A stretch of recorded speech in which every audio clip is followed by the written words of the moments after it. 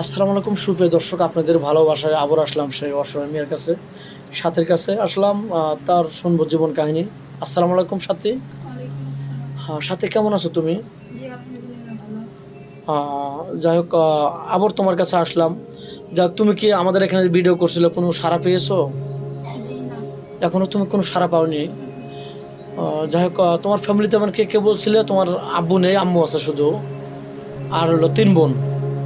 ও, ও আচ্ছা, যাই হোক, তোমার ছোট বোনের বয়স কত? 12 বছর। তার ছোট্ট? 7 বছর।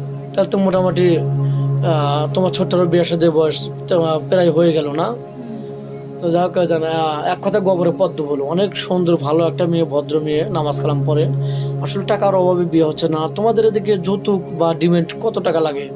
3-4 লাখ টাকা লাগবে। এত টাকা ডিমান্ড লাগে বিয়ে সাথে হইতে? হুম।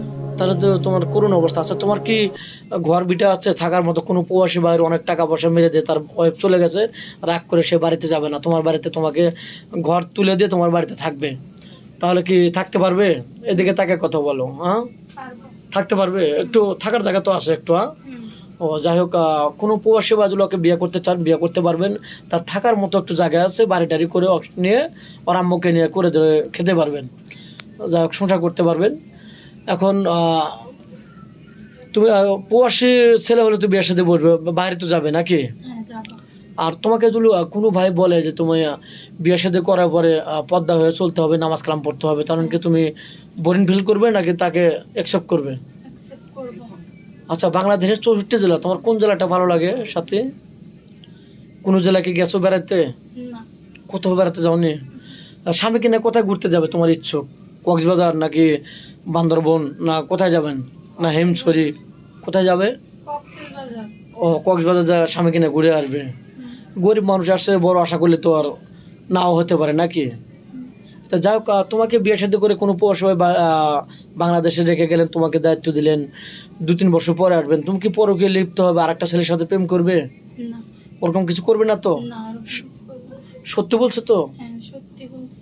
যাই হোক, বিশ্বাসের কিন্তু অমর্যাদা করতে নেই, এগুলো করতে হয় না, কারণ তোমাকে ভালোবেসে তোমার তার বাপ মা কাছে রেখে যাবে, তুমি যদি পরে কেউ লিপ্ত হয় তাহলে মনটা কষ্ট পাবে, হুম। এবং সে সর্বস্ব হয়ে যাবে। একটা ওয়াইফ খারাপ হওয়া মানে কি, তার মনটা ভেঙে যায়, হুম। সে নিঃস্ব হয়ে যায়, এরকম কাজ করা যাবে না নাকি? হুম। খারাপ বললাম নাকি?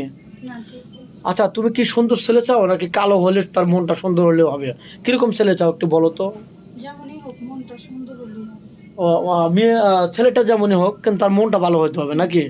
আর নামাজ কালাম পড়তে হবে। দূর কোনো প্রবাসী বা দাঁড়িয়ে থাকে, দাঁড়িয়ে থাকলে কি তোমার চলবে? সমস্যা নাই, চলবে। আলহামদুলিল্লাহ, শুনে খুব খুশি হলাম, কারণ আমাদের নবী সাহেবেরও দাঁড়িয়ে ছিল। দাঁড়িয়ে রাখা মুসলমানের সন্ন্যত, নাকি বলো? হুম।